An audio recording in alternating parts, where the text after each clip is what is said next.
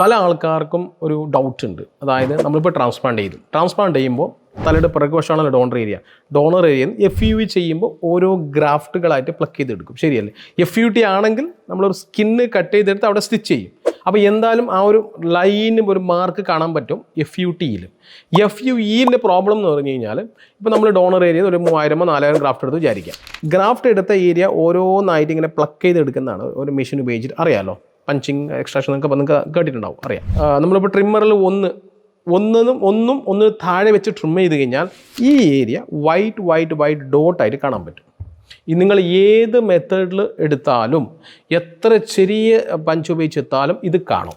ഇത് കാണില്ല എന്ന് ആരെങ്കിലും പറയുന്നുണ്ടെങ്കിൽ അത് കള്ളത്തരമാണ്. ഇത് നമ്മൾക്ക് എങ്ങനെ കാണാതാക്കാം? ഡോണർ ഏരിയയ്ക്ക് നമുക്ക് സ്കാൽപ്പ് മൈക്രോ പിഗ്മെൻറ്റ് SMP ചെയ്യുക. SMP എന്ന് പറഞ്ഞാൽ ഒരു ഇങ്കാണ്. ആ സംഭവം നമ്മൾ വളരെ ഒരു മെഷീൻ ഉപയോഗിച്ചിട്ട് ഇതിന് ഓരോ ഡോട്ടിലേക്ക് ഇട്ട് കൊടുക്കുകയാണ്.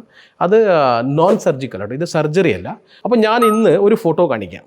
ഇതാണ് അദ്ദേഹത്തിൻ്റെ ബിഫോർ ഫോട്ടോ. നോക്കിയേ, ഡോണർ ഏരിയയിൽ നല്ല രീതിയിൽ എടുത്ത ഒരു പാടുണ്ട്, ട്രിം ചെയ്ത പാട്.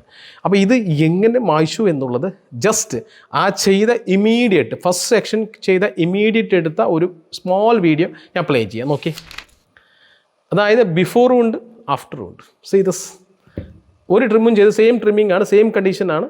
ഇതാണ് SMP ചെയ്ത ബെനിഫിറ്റ്.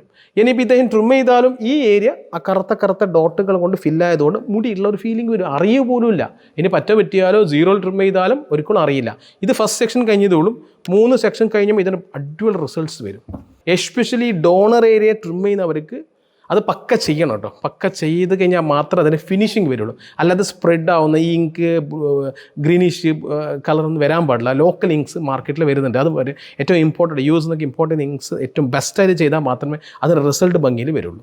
സോ ഇതൊരു നല്ലൊരു ഓപ്ഷനാണ്. എസ്പെഷ്യലി ട്രാൻസ്പ്ലാന്റ് ചെയ്യാൻ പോകുന്ന ആൾക്കാരനേക്കാൾ ട്രാൻസ്പ്ലാന്റ് ചെയ്ത ആൾക്കാർക്കാണ് ഇത് ഇമ്പോർട്ടൻറ്റ്.